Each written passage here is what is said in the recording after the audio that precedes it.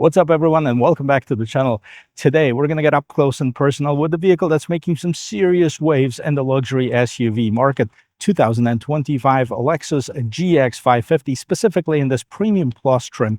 And by the way, I found this in the pre-owned inventory of Bozard Ford. So if you are searching for a new or pre-owned vehicle, check out the link in the description below or call the number at the bottom of the screen.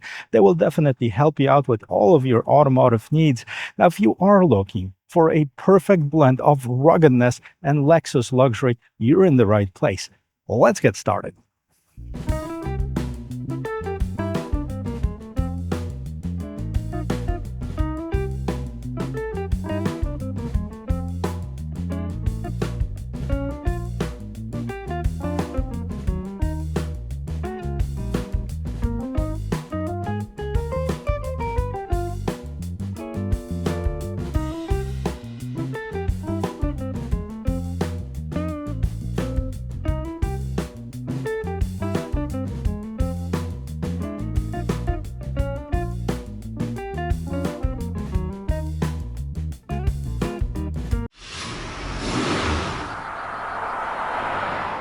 First impressions are everything, and Lexus GX definitely knows how to make a statement with its big, bold, and muscular design.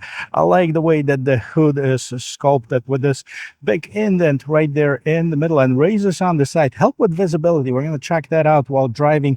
I like the triple beam LED headlamps, and down here at the bottom, you see that it has a set of LED fog lamps as well. This typical to Lexus spindle grille design in front, and of course, the big Lexus logo with the front facing camera. And let's take a peek underneath the hood. Powering up the new GX is a twin-turbo 3.4-liter V6 with 349 horsepower, 479 pound-feet of torque. It is mated to a smooth-shifting 10-speed automatic transmission. Gas mileage 17 is the combined number, 15 in the city, 21 on the expressway. 21 is also the number of gallons that fit in the tank. Underneath the hood, we'll find some sound insulation and two hood struts holding the hood nice and tall. We're gonna definitely check out the quietness and smoothness of this engine while driving at the end of this video.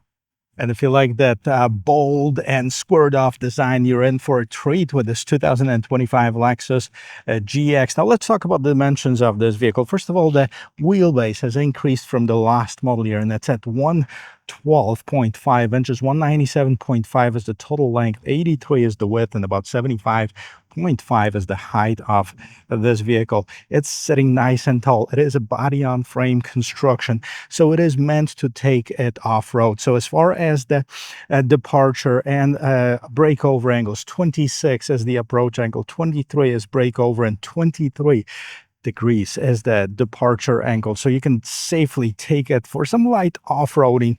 Now it sits on 20-inch wheels, and I believe the tires might have been upgraded at the distribution center. We have the Nitto all-terrain Terra Grappler tires. Body-on-frame constructions, some serious off-roading, maybe not on this particular trim, but it's definitely very capable. Large mirrors, we have the side view camera. We also have the blind spot assist and the turn signal that are built inside the mirrors.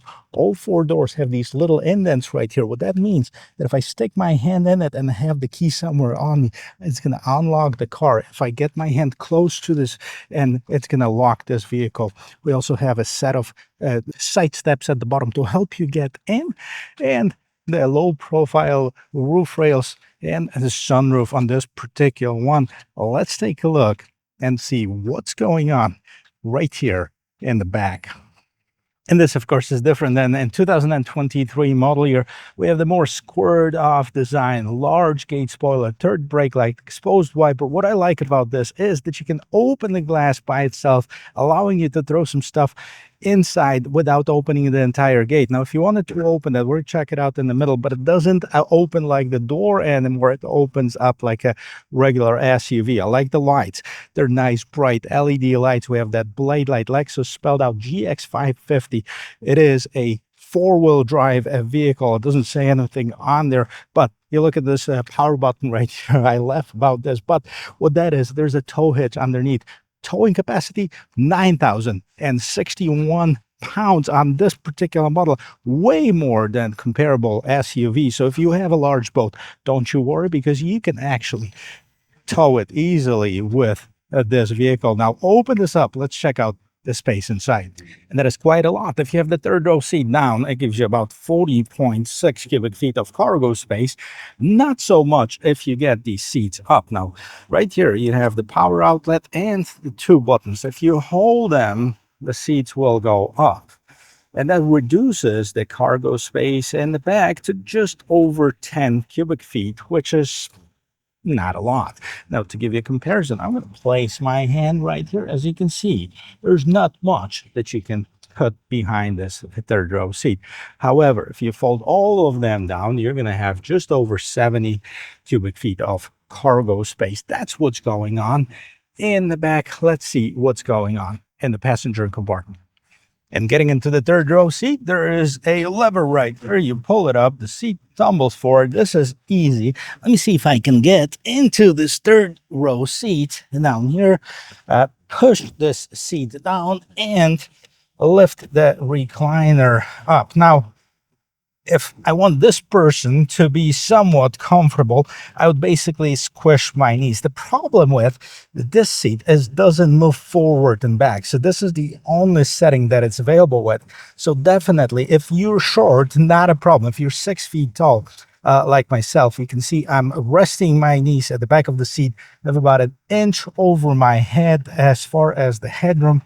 Shoulder room, not bad considering the size of this vehicle. I also have the ability to recline at the back of the seat, a USB Type-C port, a ventilation, which I need desperately in this hot Florida weather, and illumination for the third row passengers. Now, getting out, easy. The opposite of what I just did. The seat tumbles forward and I can get out. Let's see. And here in the second row seat, the situation is quite a bit different. I have plenty of shoulder room, decent headroom, ventilation, of course, and plenty of knee room. And I'm sitting with the seat adjusted to my regular driving position as far as the driver's seat. So no shortage of comfort. If I want it to be more comfortable, I can even recline this seat a little bit more and almost take a nap. Let's take a look at the rest of this interior, starting with this rear door panel. We have a lot of soft touch materials, including this soft plastic right here, this new Lux wrapped armrest for more comfort, and we have a bit of the wood grain and polished aluminum trim. Now, looking good, we also have some storage at the bottom of the door, and as far as the seats themselves, both Premium and Premium Plus come with the new Lux trim, which is the man-made leather in a Lexus lingo. Now, in the middle, we have the armrest with two cup holders, of course. Both seats, driver and passenger, have the rear storage, and we have the single zone climate control, and the back Premium Plus has the heated seats with two USB Type-C ports for your charging needs. Overall, pretty good and spacious interior. Yeah, let's start with the sound of the closing door. Pretty solid. We're going to do it again from the inside for those of you who are wondering how that sounds. The front door panel, same as the rear, of course, with the addition of window mirror lock controls. We have this nice trim behind and more storage at the bottom of the door. We have the 8-way power adjusted seats with lumbar support. At the bottom, you have the Lexus on the door sill. And here you open your gas tank and hood, and we have the tilt and telescoping steering wheel. That is power. 3 memory seat settings. This is where you can open the door, turn on that 120 volt outlet in the rear area, and you can turn off your parking sensors. Dimmer is above it, and let me jump inside. I'll show you the rest of this interior. Now we're going to start with the sound of the closing door from the interior here. Boom. That sounds pretty solid. And here on the interior, lots of luxury features. Let's start right on top here. So we have the head-up display. I'm not sure if you can see that, but right now it displays the gear and the speed, so 0 miles per hour. We're in park. We have speakers here. This is all soft touch. So you can see it gives in as I push that in. Another speaker right here in the middle. Overall, very nice layout. We have this little shelf that you can put your cell phone in, and big vents because, yes, it gets hot. And the air conditioning is so good on this vehicle. Now let's take a look at the steering wheel. Typical Lexus steering wheel. It's thicker in the right places. It feels so good to the touch. We also have the pedal shifters right here in the back, and a bunch of controls like a volume control, voice control, phone button, and controls to what's going on in the instrument cluster. The Lexus is in this satin gray color, and we have different modes for your radio, cruise control, adaptive cruise control, and also you have your attention assist. Now let's see what's going on in the instrument cluster, digital instrument cluster. Let's move some things around and see what we can customize. So we can hold and see 1, 2, 3, basically, right? So this is number 2, this is number 1.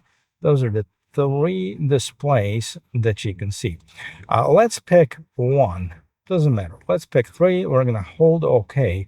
As you can see, you can customize what's displayed in the middle, map 1, map 2, blank, driving support, and you can customize what's going on the right hand side.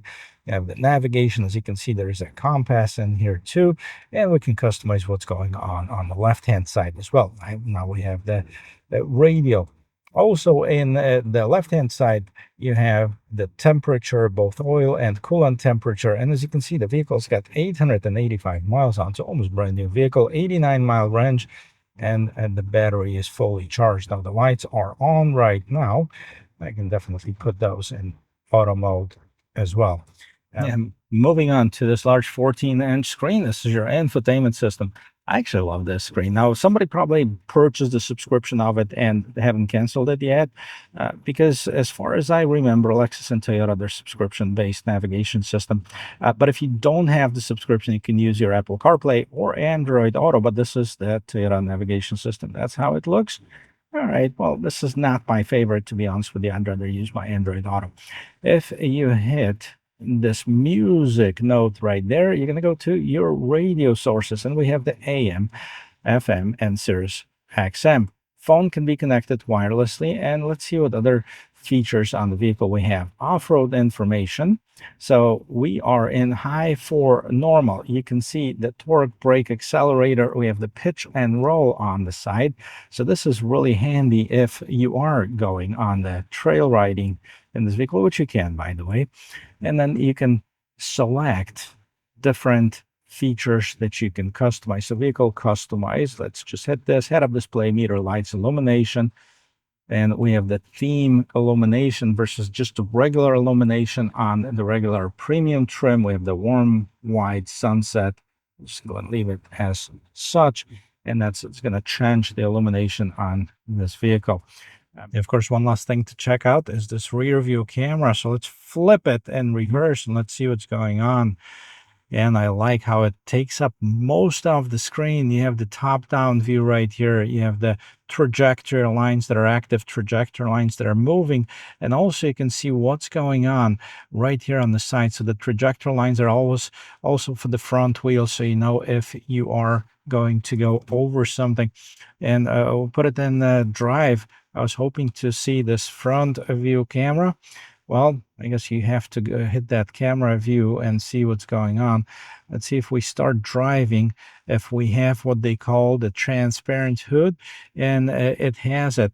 I apologize for this flickering right here, but basically what it does, it shows you what's going on underneath the car. Of course, it's not a live view, it's recorded, so you can see that. And we also have the ability to see the tire tracks and where they're going to go. Also an important feature for trail riding. So if you see in the trees, you kind of see whether you're going to hit it with the mirror. See, the mirrors are even included in that too, or where the tires are going to go. A very nice camera system, in my opinion. And let's see what else is going on. Now down here, you have the climate control. If you want to expand that, you basically climate concierge, S-Flow, Eco Heat, cool. You can close and that as well. And frequently used lane departure alert system, proactive driving, head-up display on and off, rear camera detection, max cool, max heat, silent, and a couple other features as far as the head-up display, driving assist, and driving assist more. All right, so you have heated and ventilated seats. Comes really handy in this hot Florida weather, especially ventilated seats. And here we're at low, and we have it set it up on auto. Right now, let's reduce the fan speed, because otherwise you guys won't hear what I'm saying. Front window defogger, volume, and power button. And then we have the hazard light, mode, drive, select. Let's see what we have as far as that. So we have sport, normal, and eco as far as the different drives. And then you also have the traction control off, tow and haul mode, and ECT second, which means the vehicle will start from second gear in case you encounter some slippery conditions. Love the shifter. I wish all manufacturers stayed with this type of shifter. Okay, I have it on my Pilot, which I push the buttons.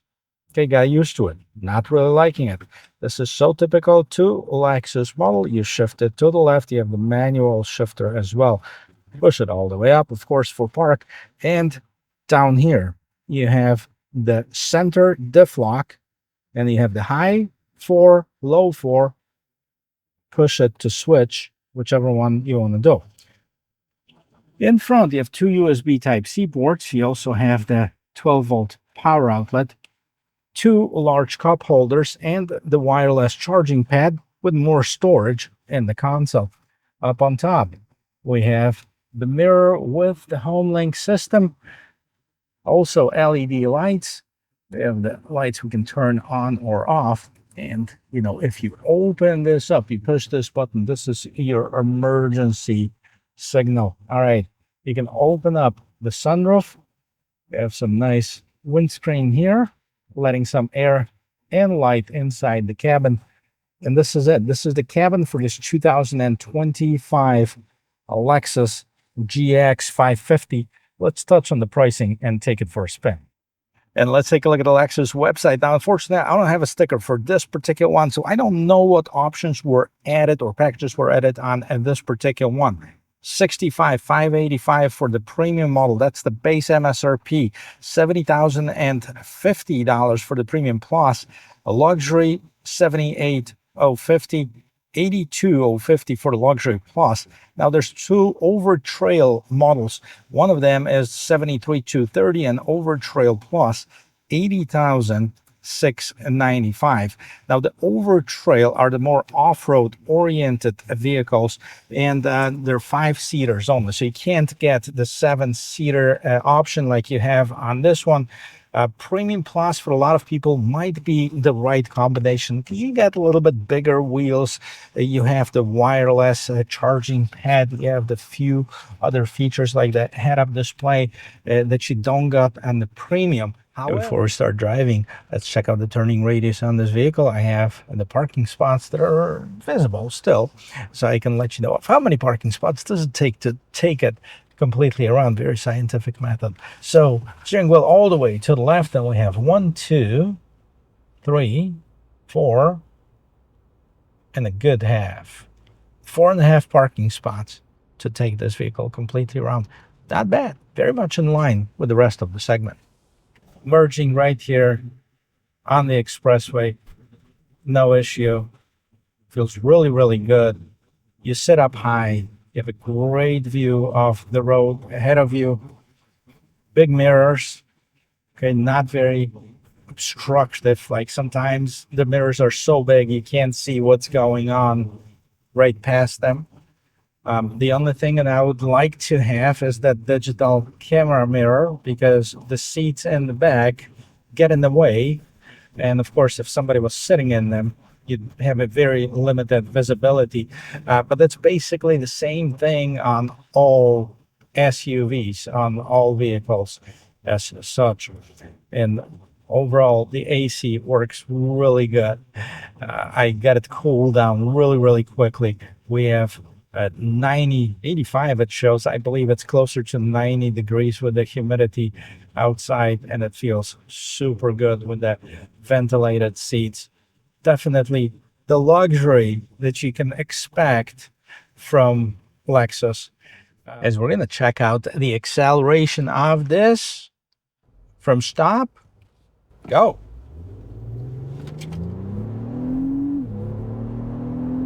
I like the sound of the engine. and get it up to about 70 miles an hour. That's the speed limit here on the expressway. Solid as it gets. No question, it has plenty of power.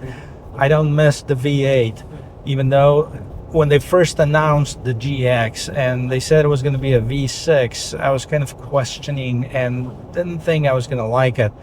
I don't miss the power at all. It feels like V8. I said it in my previous review, but this is where I can actually take it on the expressway, get it up to speed. The previous review I've done on the side roads, I got it up to maybe 40-50 miles an hour. This one's 76 cruising speed, really nice and quiet. I can see everything that's going on. I have this commanding view of the road ahead of me, and really very few blind spots. If you look around, the one thing that I would add to this vehicle would be that rear view camera mirror. And yeah, it's maybe I'm spoiled, but yes, the view is blocked when you look through the regular mirror, especially if someone would be sitting there, you would have a very obstructed view. Now the side mirrors on the other hand are pretty large. They're not too large, but they're good enough for towing. They're good enough to see what's going on, you know, around you. So no question there. As far as the visibility on the outside, when I did the front view tour of this vehicle, I mentioned that those big bulges on the side, the raises on the side, help with visibility. They kind of clearly mark the corners of this vehicle so you can see where it ends, and you can maneuver it a lot safer. And because it is so square, you can see in the back what's going on there as well. Now, and truly, this is one of my favorite SUVs that came out in the last few years. Here's some big things that are going for this Lexus GX550. The power, the V6 engine behind it, the body on frame construction, the ability to take it on the trail if you wanted to. If you wanted a more off-roady style, you can go with the Over Trail or Over Trail Plus on them and get a little bit extra ground clearance, more of an off-road tuned suspensions, whereas the bigger tires and some more of the off-road goodies on the interior as well.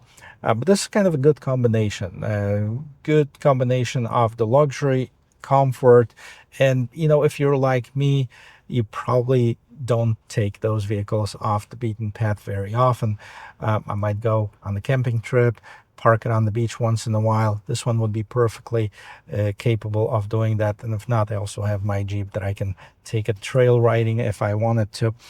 So guys, let me know what you think about this 2025 Lexus GX550. Do you like it, or would you choose something else, and why? I welcome all the comments and try to respond to all of them. And in the meantime, if you'd like to see more automotive content like this, please hit that subscribe button. If you like it, give me a hands up, and I'll see you in my next video. Cheers.